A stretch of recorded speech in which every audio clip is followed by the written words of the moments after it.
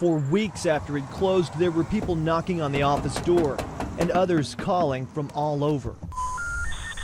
We're sorry.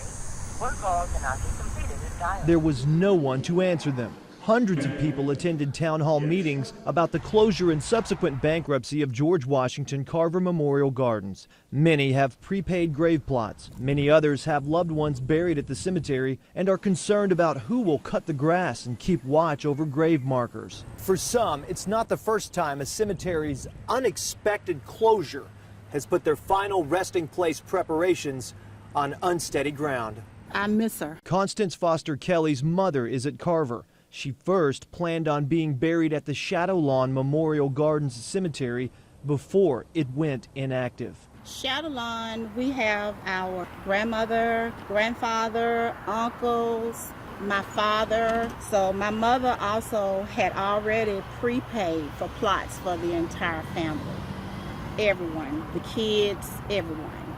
So when my mother passed and we asked the funeral director, you know, we have her lots.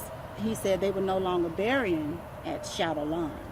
So this is like deja vu. Dozens of people reached out to CBS 42 to ask how Carver's bankruptcy filing will impact their certificates of ownership for prepaid grave plots.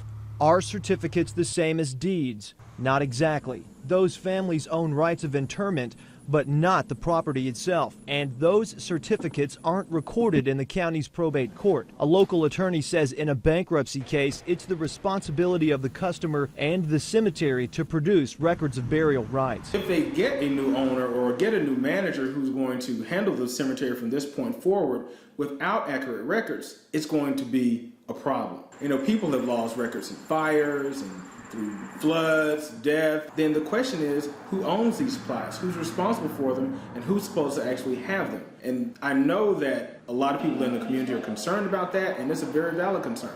We also learned that even though the state has laws governing endowment care cemeteries like George Washington Carver Memorial Gardens and laws governing pre-need or pre-death funeral policies, it's possible for a large operation to fly under the radar, as Carver apparently had for 11 years. The State Department of Insurance says Carver never filed the required annual trust statements, and Carver never applied for a certificate to authorize pre-need sales. Carver wasn't on the State Insurance Department's radar until after it closed. If the cemetery had been registered with the state, it would have automatically gone into receivership with the Department of Insurance. But Carver wasn't registered. That left many families with no choice but to file claims in bankruptcy court in hopes of protecting their investments in a final resting place. I really can't express it in words. There's some terms I like to use, but I can't use those words. And I think you know where I'm coming from. In Jefferson County, Mike McClanahan, CBS 42 News.